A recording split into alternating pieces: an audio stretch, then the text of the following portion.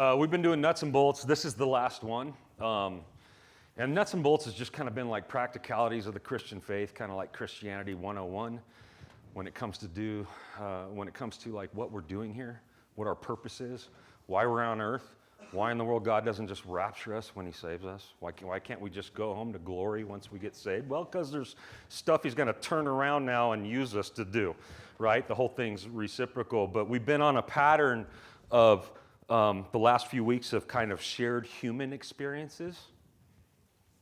Brent talked about anxiety. Does anyone here like relate to that? Chad talked last week about contentment. I'm not going to ask if anyone here relates to that. I'm going to talk today about something that sounds weird because it's Thanksgiving week and I didn't plan it this way. I didn't even think about it. And then when I was putting my sermon together this week, I was like, oh my goodness, like how am I going to redeem this, you know? I'm going to talk about something that's not talked about too much in the church, but that is extremely prevalent, and it's the D word, depression. And it's funny, we all kind of took what we major in, what we're experts in. You know, Brent experts in anxiety. Chad's the good one. He's an expert in contentment. I have dealt for a large portion of my life in just deep, dark places. And I've never had answers to them, and I've never been able to go to the church. It's kind of taboo. It's one of those subjects in the church that you don't talk about. It's one of those things you just don't talk about. And so when I started pastoring, I wanted to make sure that I talk about it once in a while. And hopefully we can redeem it on the backside. So even though that was a great time of praise and prayer, like I'm going to go ahead and, you know, give you depression. Yeah, I'm glad I came to church today. That was awesome, you know. Hopefully it will be by the time that you leave. So shared human experiences. What kind of triggered this is I've talked about this in the past a few times and kind of developed over the years a theology of this in the scriptures. And then a few months ago at Community Bible Church in Sun River, they had a guy come up named Joshua Lane. He's a pastor in Sacramento. Can't remember the name of the Bible church. I think it's like Northwest Bible Church or something like that in Sacramento. Joshua Lane. And he did a class on a Thursday night on depression and Christianity. And I went to take one of my kids who struggles. I thought, oh, she needs to come with me and hear this, you know. But really it was selfish. I wanted to go hear what this dude's theology was on depression for myself. And it kind of sparked this thing in me again, like, gosh, we got to talk about this again. You know, it's just something that it's so common to most of us, and yet I think it's easy for us to be ashamed of feeling what we feel sometimes and living in that place that we know isn't a great place to live in, right? One of our greatest challenges in how we view depression is in everything that the world around us tells us as far as the chief goal in life, which is happiness. Everything in life around us tells us the chief goal or end that we should all be striving for is happiness. It's in our shows, it's in our commercials, it's in our music, it's in our social media, it's even in our founding documents, right? Life, liberty, and the pursuit of happiness. You can't argue with that. It's in our documents, you know?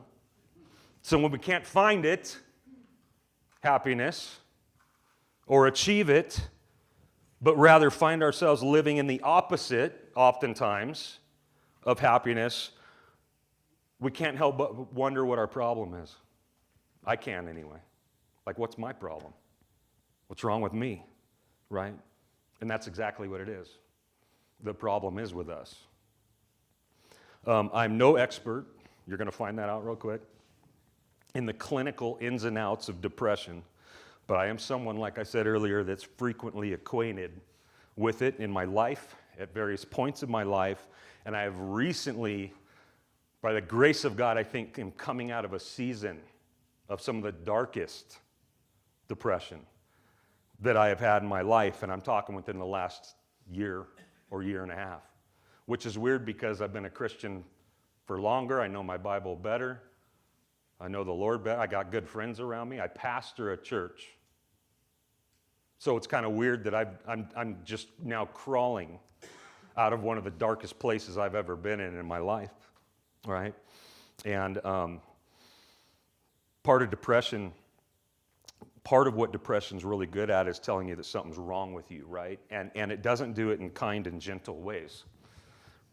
Depression's not just an effective dimmer switch on your feelings or your emotions, but it's also an accuser. It accuses really well. It's a bully, right? Like, you've amounted to nothing. You've accomplished nothing.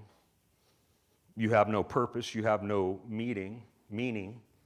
And all that leads to no motivation to go forward and continue, right? You're a failure. You have failed. You will continue to fail. And then in the midst of those accusations and those mental assaults, the depression convinces you that all these things are your actual identity. Like, that's who you are, right? That because you failed in all these ways, that's all you will ever do. That's how it will always be. You can't do anything else. So you start then just playing the part. You kind of surrender to it. It's called defeatism, you know? You're trapped in it and you just believe it. Yeah, that's right. I'm a piece of garbage. My life doesn't mean anything, you know, and you sit in that spot. And this is a miserable darkness. It's a miserable darkness to be in. Some of you know. Depression, or to be depressed, is simply to be low in spirit. That's all it means. I know, again, clinically, you could probably go in and they have all kinds of nuances and everything else. This is basically just what it means on its base level. It's to be low in spirit. Whether there's a reason for it, or even sometimes when there's not even a reason for it, right? And it threatens to maybe even be more of a miserable darkness for the Christian. Because the Christian knows that we're supposed to have the joy. Where? All right. Let's cut it off. I grew up singing that. You probably grew up singing that, right? So then when we don't have the joy down in our heart, what does that mean? We're not worthy. What does that do? What does that threaten? It threatens our assurance of salvation, right? Like the only thing that we really have going for us. That's the only thing I know I have going for me in my life is Christ. And if I know Christ, Christians are telling me I will have joy. And if I don't have joy, my depression's telling me you must not know Christ. And this thing just beats you down. It just wears you out, right? So let's just see this morning slightly. This is going to be just so generic. There's so many depths to this. There's so many directions we can go with this. But I just want us, hopefully, the goal is to gain a basic biblical construct, a biblical lens for this thing called depression, right? Because like I've said, a lot of times you will not hear about this subject in the church. And gosh, I think that should change. I really do. All right, I'm going to move around a lot. I'm going to read a lot of passages. You can either just jot down where I'm at, go back to them later. If you're a quick draw, if you got a quick hand, then you can follow with me. Otherwise, just listen, all right? We're going to start in Genesis chapter 3, okay? Some of you could have guessed that, right? Genesis 3. And I have kind of a new Bible with the really, really, really razor-thin pages. So they're sticking together, so it might take me a minute. You might be able to actually stick with me. All right, Genesis 3. 16 through 19, the fall has just occurred. Satan has just convinced Adam and Eve of an untruth. They bought it. God shows up. He hands out sentences, report cards, okay? Basically, like, this is what you've earned. This is the grade you've earned as a result of what you've done and the decision you've made, right? And so to the woman, in verse 16, he says, I will surely multiply your pain in childbearing. In pain you shall bring forth children. Your desire shall be contrary to your husband, but he shall rule over you. And to Adam, the man, God says, because you have listened to the voice of your wife and have eaten of the tree of which I commanded you, you shall not eat of it.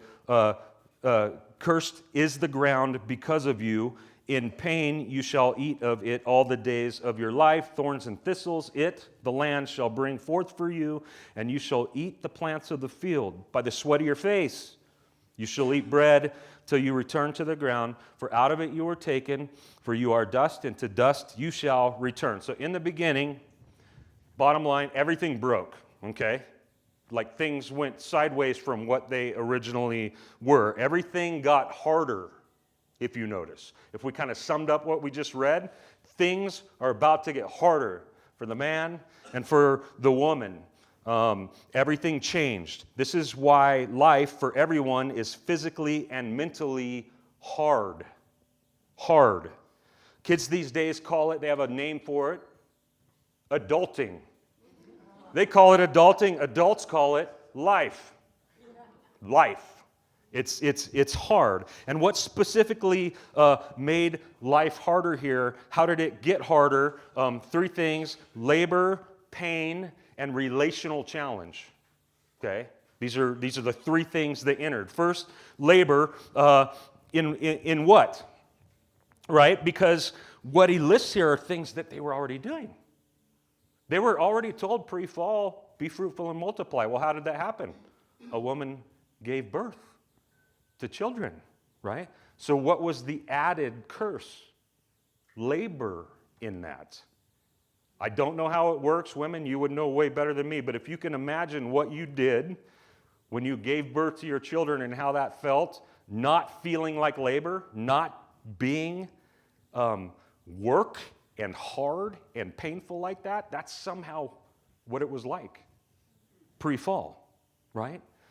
To Adam, he says, you're going to work the ground, it's going to bring forth thorns and thistles. Well, work isn't new.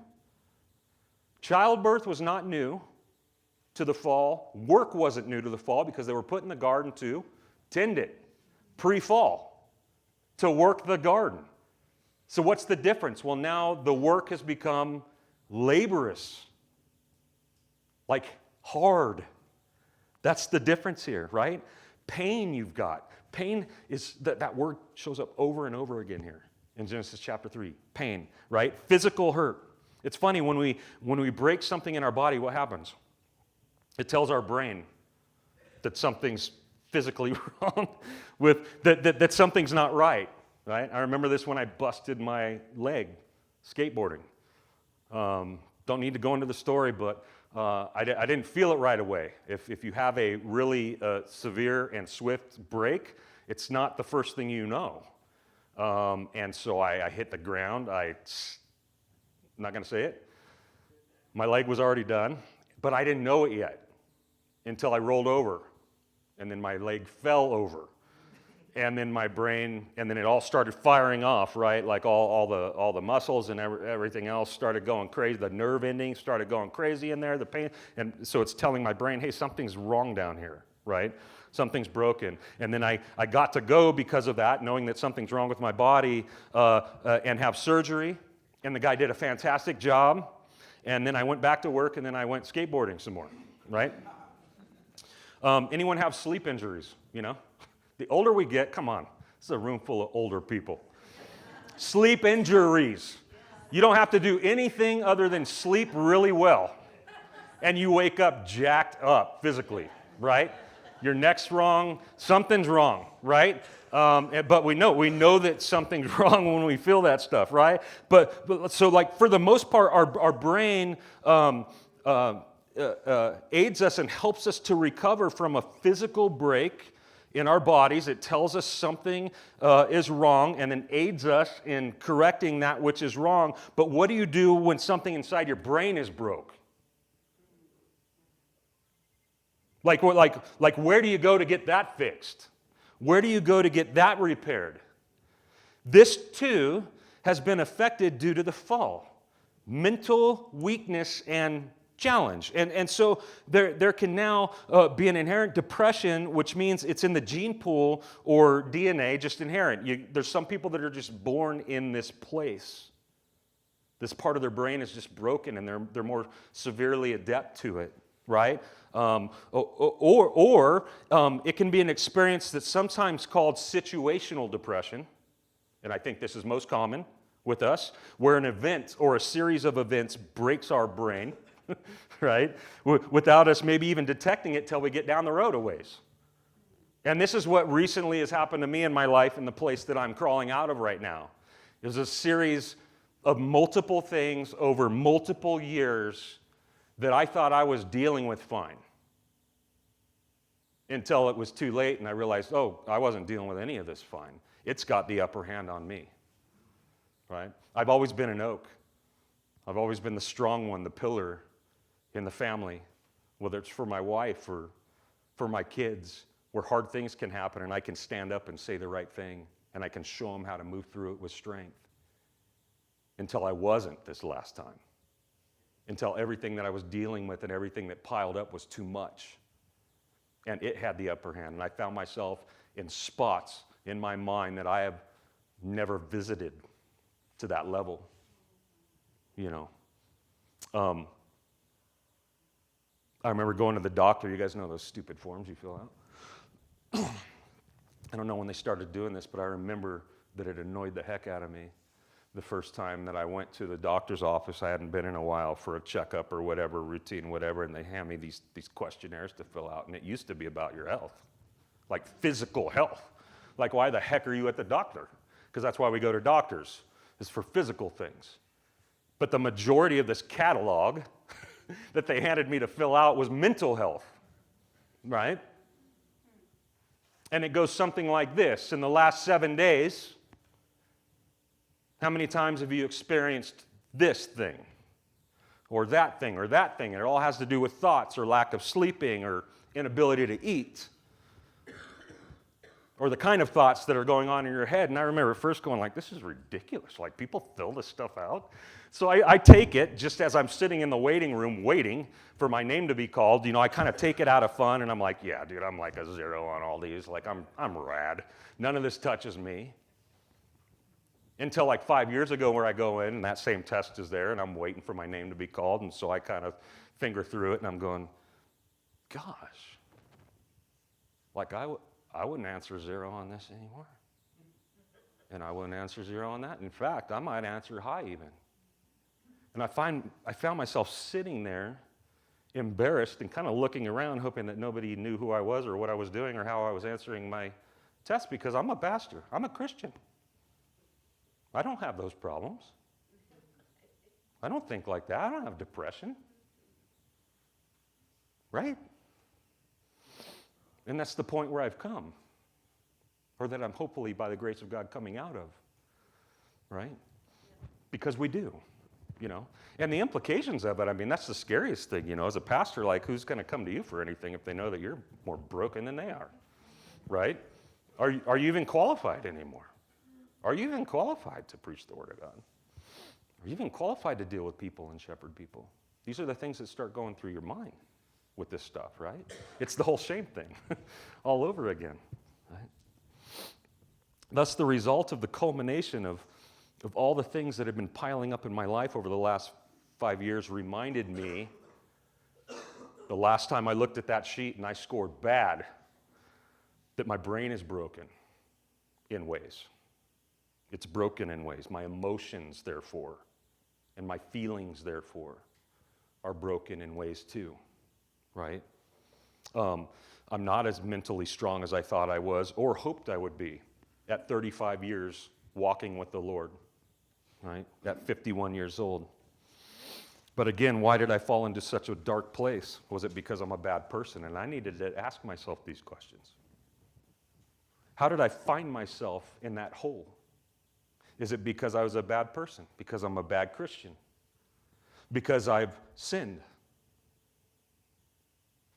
And honestly, the conclusion was like, no, it's because my brain's broken and it's susceptible to breaks. Just like our bodies, due to the fall, changed it all. So in short, why depression? Where does it come from? Well, it comes from the same place that everything else comes from that makes life hard. The garden. It's part of a hard life It's part of the curse. The fall is the event that we can trace back to as the starting point of that challenge. Every negative shared human experience that we face and every relational breakdown. Do you notice that that's there too? With the woman, right? It affected our relationships because it's affected us, meaning our brains and how we do relationships, right? First, it affected their relationship to God, then it affected their relationship to each other, and it also affects our relationship to ourselves. All of it. So here's the summation of what happened at the fall. Life became a struggle, and we're no longer all that we were meant to be. That's what happened there. Right? Stuff changed outside of us, and stuff changed inside of us. And this is where we're at. And depression, like all other bad words, made its grand entrance at that fall. So let's get the answer to this question out of the way right now. Is having depression a sin? No. No, it is not. But it is the result of sin coming into the world. We good? Okay. That's its starting point. Okay. Now, next question. Do we see this existing in our Bible? In our Bible characters? Even. Yes, we do. But it's not labeled depression, so we might miss it, right? So let's just take a couple. You can know where I'm going first. What? Job. Go to Job. This is our wild card, isn't it? Whenever we're worried about ourselves and our own condition, it's like, oh, let me just go read something out of Job real quick. What happens there? Satan's bored. God has a meeting. Satan comes into the meeting. He's checking up. Like, what have you been up to? What have you been up to?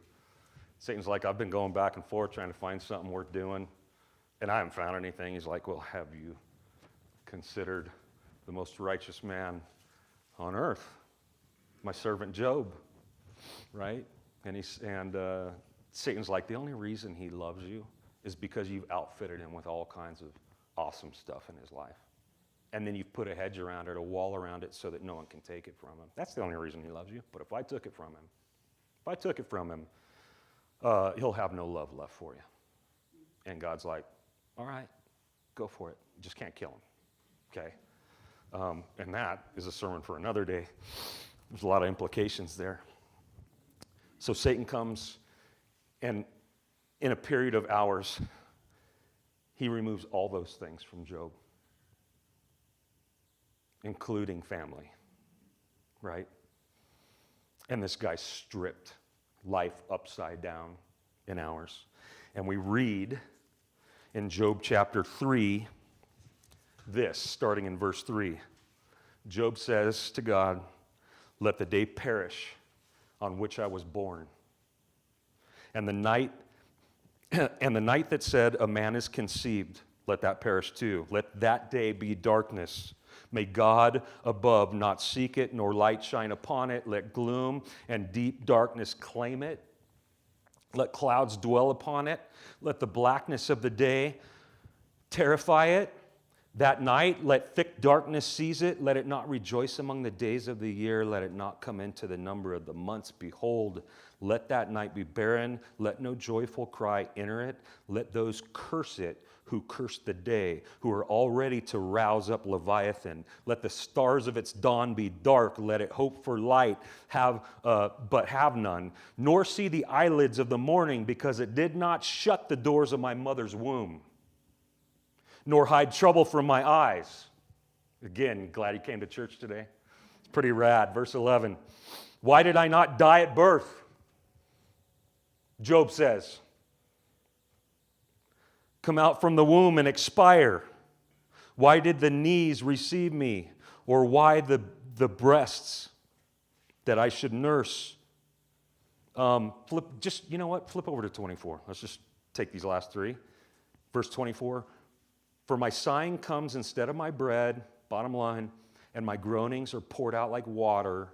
For the thing that I fear comes upon me, and what I dread befalls me. Listen to this. I am not at ease, nor am I quiet.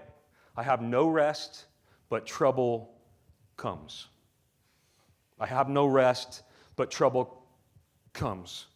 So Job has a series of events occur that plunge him into darkness, into this dark place. Situational depression, you might say, which snowballs into a state of despair and hurt and sadness, so much so that he hates his birthday. I don't want any more birthdays. That's what Job's basically saying here, right? He doesn't want another one. Nobody celebrate my birthday from now on. I want it erased, you know? The guy who spoke a couple weeks ago was talking about Job, and he had made kind of a cute comment that the whole tradition of blowing out candles probably started with Job. Like someone probably brought him a cake with a light on it, and he just blew it out and said, no more birthdays. No more birthdays. There's so much internal turmoil, I can't even say it, going on in Job that he wished he'd never been born. Just forget that I had. Right? This is Job, the most righteous man, God's man, is undone. He is undone. He's beyond depressed, you might say. He needs a suicide hotline number. You know what I mean? Job needs a hug. He needs more than a hug. It's funny when we have a friend or a family member, like I said, who's going through it. Like hard stuff, like we tend to play the Job card. You know what I mean? As if like he's the only one in the Bible who's cruised through the wilderness of the deep darkies. But he's not.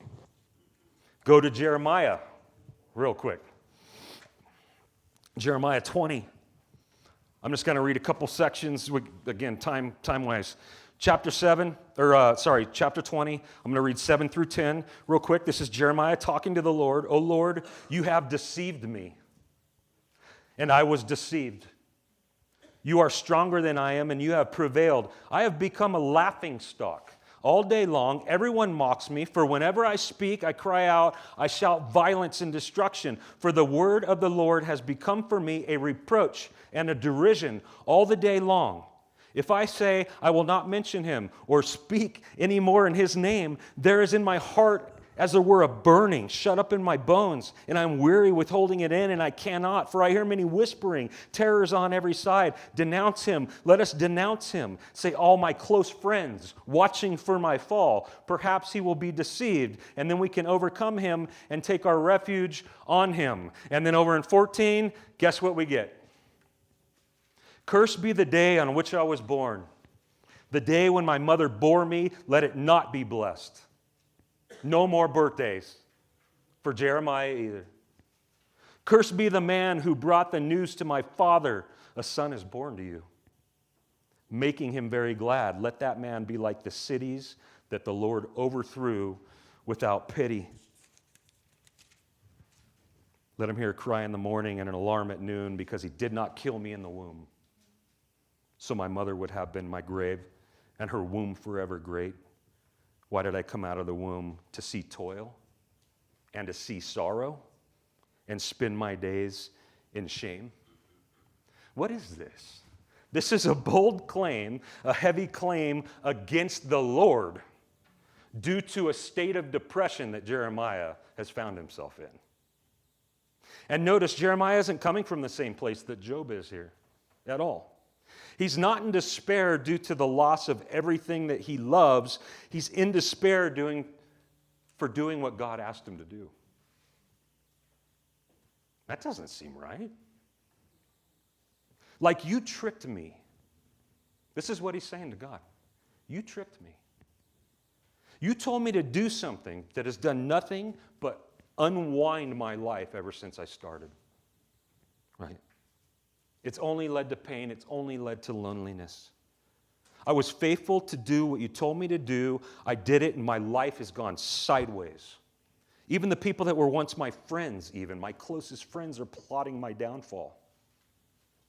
I am worse off now than I was before, all because I did what you asked me to. That's not supposed to happen. That's not supposed to happen, and this is in your Bible. I want you to think about this for a second. If this thing's a conspiracy, and it's not the Word of God, and God is not the author of it. It's just a collection of books from a bunch of human beings like you and I that are trying to promote an idea and a worldview of God. Why in the world are they writing stuff like this and leaving it there? Think about this. These are heavy indictments, right? Like Jeremiah's plight is it better to be tormented? This is ultimately what we see there in verse 13. Is it better to be tormented from the outside, like what people are saying and what people are doing and what my friends are hoping for, or on the inside?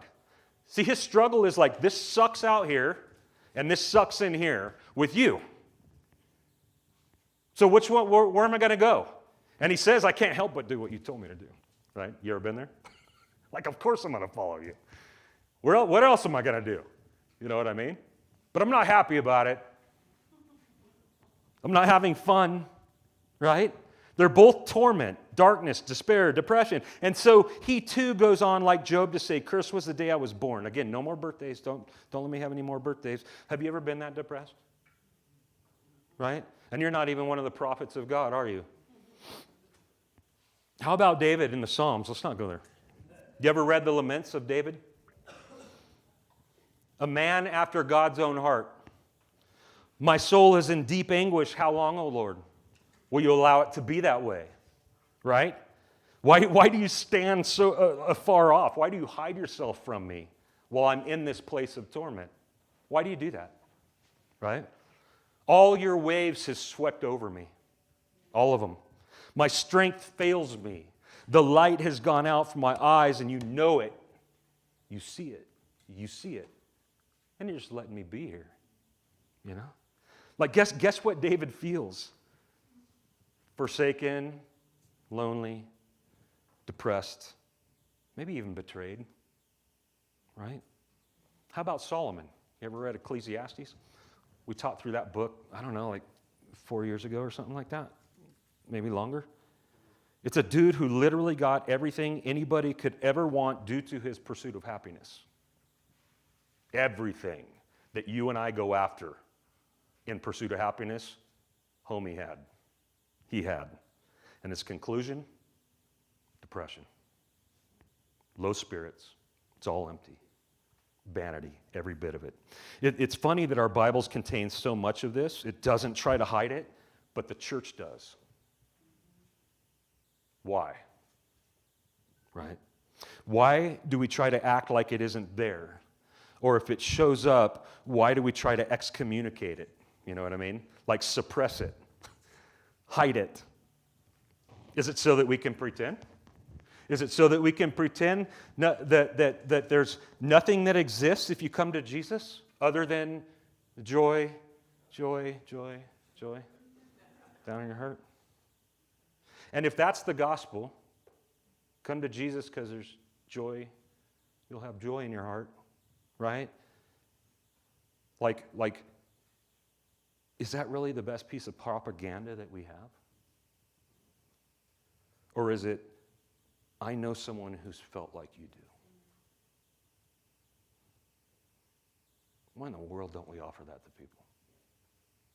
I know someone who's felt like you do. I know someone who identifies with your plight, your challenge, your struggle, your current darkness. Come and see. Come and see.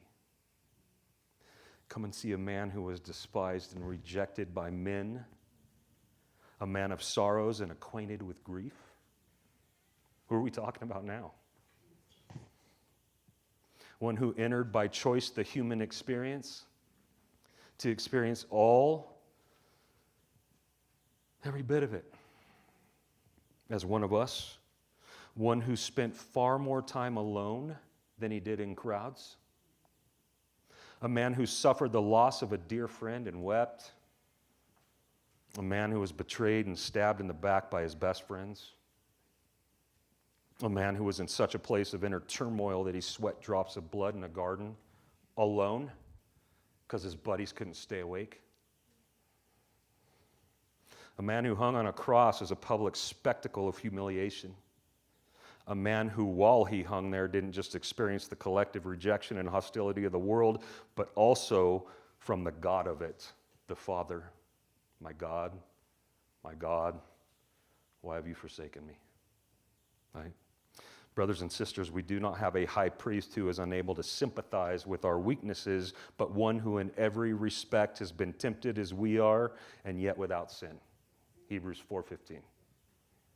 Right? So guess who I want to follow in my depression? You know what I'm saying? Guess who I want to stay close to in my darkest days and my darkest seasons? Right?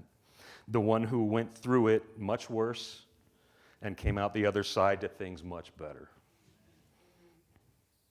And so in many ways, I think that if there's ever been a group of people that have walked this earth and are saddened by what they see around them here, it should be Christians. This makes sense to me. Not that we would walk around kicking rocks and dressed in black and listening to emo, or goth. But if there's anyone who is in tune and brokenhearted by what it is that they see around them for what it is, it should be the Christian. It really should. That things aren't right here. So what's the way forward? I mean, if I didn't ask willfully to get into a state of depression, then how in the heck do I get out of it? I don't know about you. That's all I care about. Give me the cure. Give me the cure. The problem is it's not that easy with things like this, is it? Right? And so if I can't get out of it, what's my path forward? Is it therapy? Is it drugs? Is it isolation? Maybe the better question is, what was Job's and David's and Jeremiah's and Solomon's and even Jesus' path forward? Because they were feeling it too. They went through it too. What did they do? Well, the short answer is they refused to stay away from God. They refused to stay away from God. I mean, think about it. What do all these guys have in common here? They're all talking to God in what we read. They're all talking, and God's a big boy. He can handle it. He can handle it. They refused to stay away in spite of what they felt. They're going to Him still, right? They're abiding still. We continue forward in spite of our internal turmoil to Him, knowing that the relief may not come today. It may not come today, but it is coming, right? Knowing that God is still the only one that can provide us with relief. Have you ever wondered why the Bible doesn't give us specifics on how to rid ourselves of depression? Just like most human ailments. It doesn't do it. Why is there not like an entire chapter, right? And in one of our epistles dedicated to detailed descriptions on how to get rid of depression. Here's why. Because life is hard for everybody due to the fall. That's why. We all like to make ourselves so individual. Like, I'm the only one experiencing this thing. And it's true, some of you guys are experiencing things or have experienced things that I'll never experience. But we're not that unique. Because for everybody, life is hard, right? Due to the fall. Therefore, because life is inevitably hard for everyone, we all need a shared prescription that covers all of our shared human experiences. Not something that removes them, but something that allows us to move through them to Him. Right? And I believe we have it in Acts chapter 2. Don't throw anything at me. This is probably not what you're going to expect.